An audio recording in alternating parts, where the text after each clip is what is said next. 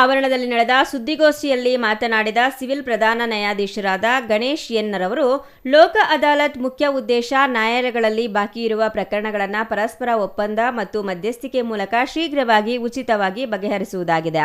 ಇತ್ತೀಚೆಗೆ ಸರ್ವೋಚ್ಚ ನ್ಯಾಯಾಲಯದಲ್ಲಿ ಅಪೀಲ್ ಮಾಡಿರುವ ಕಕ್ಷಿದಾರರೂ ಸಹ ಈ ಅದಾಲತ್ನಲ್ಲಿ ಭಾಗವಹಿಸಲು ಅವಕಾಶವನ್ನು ಕಲ್ಪಿಸಲಾಗಿದೆ ಎಂದರು.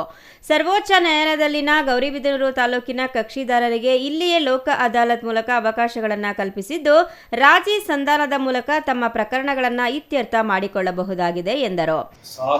ಸಮಾಧಾನ ಸಮಾರೋಹ 2026 ಎನ್ನುವಂತಹ ಶೀರ್ಷಿಕೆಯ ಅಡಿಯಲ್ಲಿ ಭಾರತದ ಗೌರವಾನ್ವಿತ ಸರ್ವೋಚ್ಚ ನ್ಯಾಯಾಲಯವು ದಿನಾಂಕ 21, 22, 23 ಆಗಸ್ಟ್ 2026 ದಿನಾಂಕಗಳಂದು ವಿಶೇಷ ಲೋಕ ಅದಾಲತನ್ನು ನಡೆಸುವ ಒಂದು ಉದ್ದೇಶವನ್ನು ಇಟ್ಟುಕೊಂಡಿದೆ. ಇದು ಕೇವಲ ಗೌರವಾನ್ವಿತ ಸರ್ವೋಚ್ಚ ನ್ಯಾಯಾಲಯದಲ್ಲಿ ಬಾಕಿ ಇರುವಂತಹ ಪ್ರಕರಣಗಳಿಗೆ ಮಾತ್ರ ಸಂಬಂಧಪಟ್ಟಿರ್ತಕ್ಕಂಥದ್ದು. ಈಗಾಗಲೇ ನಾವು ಪ್ರತಿ ವರ್ಷ ಬೃಹತ್ ಲೋಕ ಅದಾಲತನ್ನು ನಡೆಸ್ತಾ ಬರ್ತಾ ಇದ್ದೇವೆ ನ್ಯಾಯಾಲಯಗಳಲ್ಲಿ. ಇದು ಸರ್ವೋಚ್ಚ ನ್ಯಾಯಾಲಯದಲ್ಲಿ ಬಾಕಿ ಇರತಕ್ಕಂಥ ಪ್ರಕರಣಗಳಿಗೆ ಮಾತ್ರ ಸಂಬಂಧಿಸಿರ್ತಕ್ಕಂತಹ ವಿಶೇಷ ಲೋಕ ಅದಾಲತ್.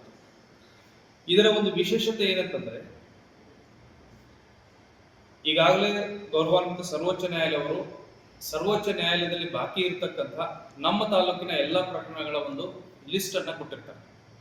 ನಾವು ಆ ಲಿಸ್ಟ್ನ ಆ ಒಂದು ಪ್ರಕರಣಗಳ ಒಂದು ಫೈಲನ್ನು ನೋಡಿ ಆಯಾ ಪಕ್ಷಗಾರರಿಗೆ ನೋಟಿಸ್ ಅನ್ನು ಕೊಟ್ಟು ಇಲ್ಲಿ ನಾವು ನಮ್ಮ ತಾಲೂಕಿನಲ್ಲಿ ಮೀಡಿಯೇಷನ್ ಅನ್ನ ಮಾಡ್ತೀವಿ, ಮಧ್ಯಸ್ಥಿಕೆ ಮಾಡಿ ಇಲ್ಲಿ ಸೆಟಲ್ಮೆಂಟ್ ಮಾಡಿ ಅದನ್ನು ನಾವು ಗೌರವಾನ್ವಿತ ಸರ್ವೋಚ್ಚ ನ್ಯಾಯಾಲಯಕ್ಕೆ ರಿಪೋರ್ಟ್ ಅನ್ನ ಮಾಡ್ತೀವಿ. ಇದರಿಂದ ಆಗುವಂತ ಉಪಯೋಗ ಏನಂತಂದ್ರೆ, ಪಕ್ಷಗಾರರು ಯಾರು ಗೌರವಾನ್ವಿತ ಸರ್ವೋಚ್ಚ ನ್ಯಾಯಾಲಯಕ್ಕೆ ಹೋಗಿರ್ತಾರೋ, ಪ್ರಕರಣ ದಾಖಲಿಸಿರ್ತಾರೋ ಅಥವಾ ಅಪೀಲ್ ಸಲ್ಲಿಸಿರ್ತಾರೋ, ಅವರು ಮಧ್ಯಸ್ಥಿಕೆಗಾಗಿ ಅಲ್ಲಿಗೆ ಹೋಗುವ ಅವಶ್ಯಕತೆ ಇಲ್ಲ. ಯಾಕೆಂದ್ರೆ ಇಲ್ಲಿಂದ ಸುಮಾರು ಕಿಲೋಮೀಟರ್ಗಳ ಗಟ್ಟಲೆ ಅವರು ಪ್ರಯಾಣ ಮಾಡಬೇಕಾಗತ್ತೆ, ಅದಕ್ಕೆ ದುಡ್ಡು ಖರ್ಚಾಗುತ್ತೆ. ಅದರ ಬದಲಾಗಿ ನಮ್ಮ ತಾಲೂಕಿನವರು ನಮ್ಮ ಮಧ್ಯಸ್ಥಿಕೆ ತಾಲೂಕು ಗೌರಿಬಿದನೂರಿನ ನ್ಯಾಯಾಲಯದ ಅಂಗಳದಲ್ಲಿರ್ತಕ್ಕಂಥ ಮಧ್ಯಸ್ಥಿಕೆ ಕೇಂದ್ರಕ್ಕೆ ಬಂದು ಇಲ್ಲಿ ಮಧ್ಯಸ್ಥಿಕೆಯನ್ನು ನಡೆಸಿ ಒಂದು ವೇಳೆ ಅದಕ್ಕೂ ಸಕ್ಸಸ್ ಆಯ್ತು ಅಂತಂದ್ರೆ ಅದರ ವರದಿಯನ್ನು ನಾವು ಸರ್ವೋಚ್ಚ ನ್ಯಾಯಾಲಯಕ್ಕೆ ಕೊಟ್ಟರೆ ಅಲ್ಲಿ ಪ್ರಕರಣ ಕ್ಲೋಸ್ ಆಗುತ್ತೆ.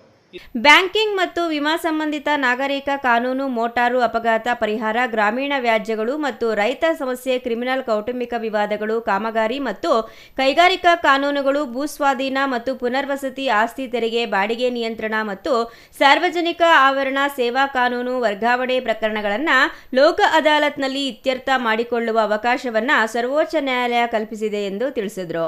Manjunath, CTV news, Gauribidanur.